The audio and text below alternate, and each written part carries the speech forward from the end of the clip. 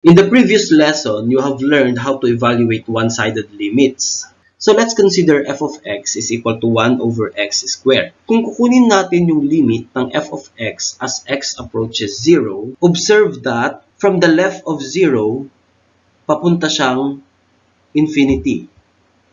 And from the right of 0, papunta din siyang infinity. Wala siyang tinutumbok na specific na number. Dito ngayon pumapasok yung concept ng infinite limits. So we let f of x be a function defined on both sides of a, except possibly at a itself. Then the limit as x approaches a of f of x equals positive infinity means that the value of f of x increases without bound as x approaches a. And yung limit naman as x approaches a of f of x is equal to negative infinity means that the value of f of x decreases without bound as x approaches a. So tulad nitong example na ito, when we get the limit as x approaches 0, yung function natin increases without bound. Infinite limits actually are limits that does not exist, but they describe the behavior of the graph. Na papunta siyang positive or negative infinity. The intuitive definition of infinite limits can be extended to the notion of one-sided limits. So we can replace x approaches c by x approaches c negative, c from the left, x approaches c from the left, or x approaches c from the right, as illustrated here. So dito, yung limit as x approaches c from the left of f of x, okay, papunta siyang positive infinity. Yung limit naman as x approaches c from the left of f of x, dito papunta siyang negative infinity. In this case, the limit as x approaches c from the right goes to positive infinity. And here, the limit as x approaches c from the right goes to negative infinity. So, given this graph, let's evaluate the limit as x approaches 2 of x over x minus 2. So for our solution, so tignan natin yung limit as x approaches 2 from the left. From the graph, saan ba siya papunta? Papuntang negative infinity. On the other hand, yung limit naman as x approaches 2 from the right, saan naman siya papunta? Papuntang positive infinity. And since the two are not equal, then the limit as x approaches 2 of x over x minus 2 does not exist. We have this theorem now that we will use to evaluate the limit of a function leading to infinite limits. So we let the limit as x approaches a of f of x to be equal to c, where c is an element of the set of real numbers. If c is greater than 0, meaning yung c natin dyan is positive, and g of x approaches 0 positive, so ibig sabihin dadaan siya sa positive, as x approaches a, then the limit as x approaches a of f of x over g of x is equal to positive infinity. But if c is greater than 0 and g of x approaches 0 negative as x approaches a, then the limit as x approaches a of f of x over g of x is equal to negative infinity. On the other hand, if c is less than 0, meaning negative yung c natin, and g of x approaches 0 positive as x approaches a, then the limit as x approaches a of f of x over g of x is equal to negative infinity. And if g of x approaches 0 from the left as x approaches a, then the limit as x approaches a of f of x over g of x is equal to positive infinity. So para hindi kayo malito, parang sinasabi lang niyan, if c natin is positive, so let's say 3, over 0 positive sa baba, positive over positive, positive lang yan. Okay? 3, okay, positive yan, over 0 negative, so positive over negative, negative yan. Parang sa real numbers lang din. So kapag c naman is less than 0, let's say negative 3, over 0 positive, so negative over positive, negative yan. Then we have negative 3 over 0 negative. So negative over negative, positive yan. So yun lang yung kailangan ninyong tandaan. Now using the theorem, let's evaluate the limit as x approaches 3 from the right of x over x squared minus 9. So for our solution, the limit as x approaches 3 from the right is equal to, so factoring out, we have x over x plus 3 and x minus 3. Since from the right yung kinukuha natin, then substitute lang natin 3 dito, over 3 plus 3 is 6. So 3 from the right, let's say, kuha tayo ng 4. 4 minus 3 is 1. 1 is positive, kaya 0, positive. So that is equal to 3 over 6 times 0 positive. And remember that, pag nag-multiply tayo ng C doon sa 0 positive or negative, equal lang siya doon sa, parang sa ano din, real numbers. So positive times positive, positive. Positive times negative, negative. Kapag negative naman yung C natin, so negative times positive, negative. Negative times negative, positive. So, ganun lang yon.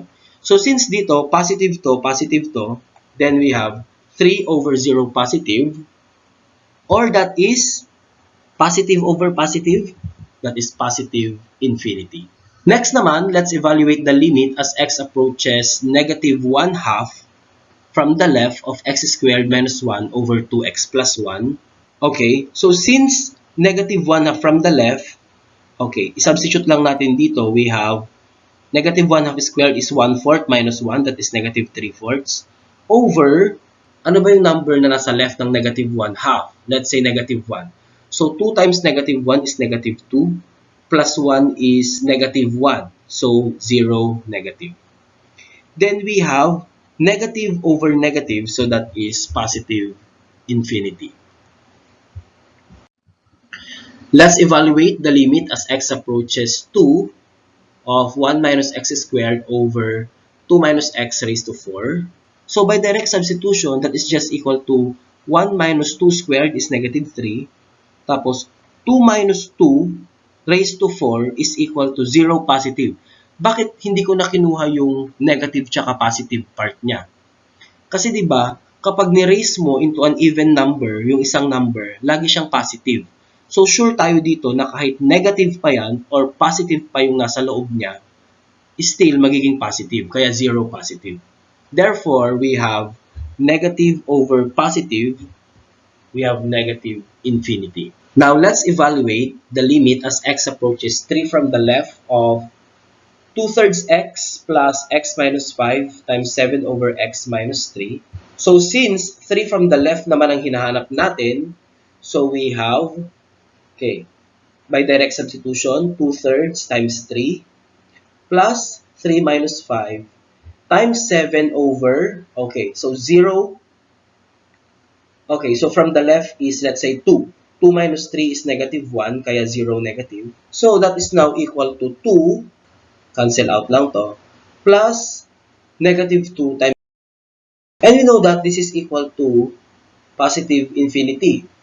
Okay? Kaya 2 plus positive infinity. And note that any constant plus or minus the infinity is just equal to plus or minus infinity. So in this case, this is just plus infinity. Now let's evaluate the limit as x approaches negative 1 from the right of 1 over x squared minus 1 plus 2x cubed over x plus 1. So in this case, kunin lang natin yung ating mga factors. So we have x plus 1 and x minus 1 for x squared minus 1. Ito naman, wala naman tong factors na. So by direct substitution, that is 1 over negative 2. Tapos ito, 0 positive. So ano ba yung numbers na nasa right ng negative 1? Let's say 0. 0 plus 1 is 1, so 0 positive. Plus negative 2 over 0 positive. So this is now equal to 1 over 0 negative plus negative 2 over 0 positive. Or that is negative infinity plus, ito naman is negative infinity. Note that adding the same sign ng infinities does not change the sign of the infinity. So, plus infinity plus plus infinity is plus infinity, minus infinity plus minus infinity, that is minus infinity. So, this one now equals negative infinity. So, let's evaluate the limit as x approaches 2 from the right of 1 over x squared minus 3x plus 2 plus x minus 1 over x minus 2. So for our solution, the limit as x approaches 2 from the right, okay, i-factor out ngayon natin itong nasa baba, and the factors of that are x minus 2 and x minus 1. Ito wala na siyang factors. So by direct substitution, we have 1 over 0 positive times 1 minus 1 over 0 positive. Pero ano ba to? This is just positive infinity minus this is also positive infinity. And infinity minus infinity is not necessarily equal to 0. So that is indeterminate. Hindi natin alam kung anong values niya. So paano ngayon natin hahanapin yung limit ng ganitong functions?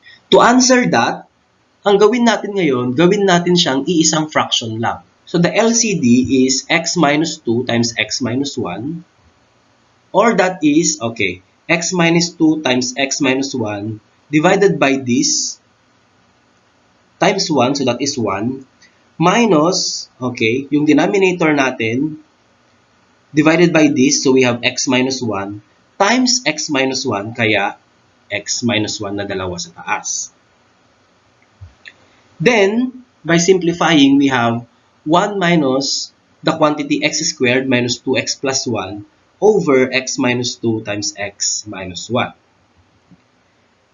Ipasok natin ngayon yung negative sign, so we have 1 minus x squared plus 2x minus 1. So magka-cancel out na to, which leaves us with negative x squared plus 2x over x minus 2 times x minus 1. Eh, pwede nating ilabas yung negative x dito, di ba? So we have negative x times x minus 2 over x minus 2 x minus 1. So pwede i-cancel out yan. Which leaves us with negative x over x minus 1. By direct substitution, pwede nating ilagay yung 2 dyan. So we have negative 2 over 1, or that's just equal to negative 2. So let's evaluate the limit as x approaches 1 from the left of 1 over x minus 1 times x over x plus 1 minus 2x over 3x plus 1. By direct substitution, that is just the limit as x approaches 1 from the left of 1 over 0 negative times, okay, so we have 1 over 2 minus 2 over 4. Or that is now equal to negative infinity times 0. And infinity times 0 does not necessarily mean 0. So that is indeterminate. So paano ulit natin sasagutin yung mga ganito? Again, gawin natin siyang iisang fraction. So we know that the limit as x approaches 1 from the left of 1 over x minus 1 times this, ipasok natin yung 1 over x minus 1 sa loob. Okay, multiply natin to both terms. We have x over x minus 1 x plus 1 minus 2x over x minus 1 3x plus 1.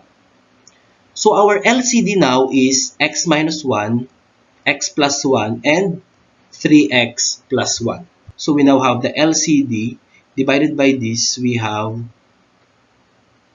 3x plus 1 na lang naiwan times x, kaya naging ito siya. Minus LCD divided by this, ang naiwan is x plus 1 times 2x, kaya naging ganyan siya. Now if we simplify that, we have 3x squared plus x, okay, pinasok natin yung x sa loob, minus 2x squared minus 2x. Or that is equal to x squared minus x na lang. So since pwede natin ilabas yung x, then we have x times x minus 1 over x minus 1 times x plus 1, 3x plus 1. Cancel out yan. So that leaves us with x over x plus 1 times 3x plus 1. By direct substitution, that is just equal to 1 over 2 times 4, or that is 1/8. Now, based on the graph, let's state the equations of its vertical asymptotes. So yung vertical asymptote na sinasabi dito, that is the line kung saan naging asymptotic siya. So for our solution, ano yung mga lines na yon? We have x equals negative 4 and x equals 2. So eto yung lines kung saan magiging asymptotic yung graph natin. Now, let's analyze f of x equals x over x minus 2 given its graph. So, kanina nasagot na natin ito sa example number 1 kung ano yung kanyang limit. And the limits are negative infinity whenever x approaches 2 from the left and positive infinity whenever x approaches 2 from the right. What does that mean? Meron tayong vertical asymptote. At nasaan yung vertical asymptote na yon? At x equals 2. Also, observe that f of 2 is not defined kasi wala tayong value for f of 2.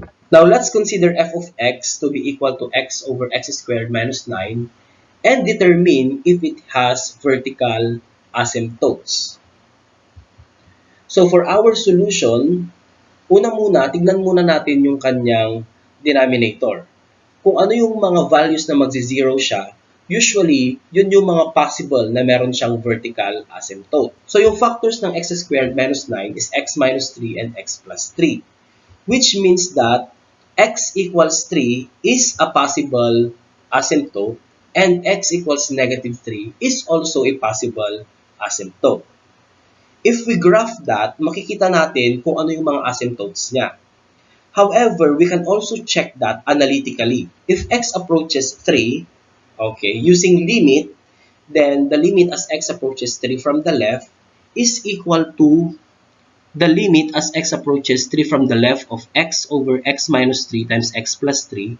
So that is 3 over 0 negative times 6 or 3 over 0 negative or that is negative infinity. And for the limit as x approaches 3 from the right, yan naman is 3 over 0 positive times 6. So that is 3 over 0 positive or positive infinity. And if x approaches negative 3, then the limit as x approaches negative 3 from the left, that is negative 3 over negative 6 times 0 negative, or that is negative 3 over 0 positive, or that is negative infinity.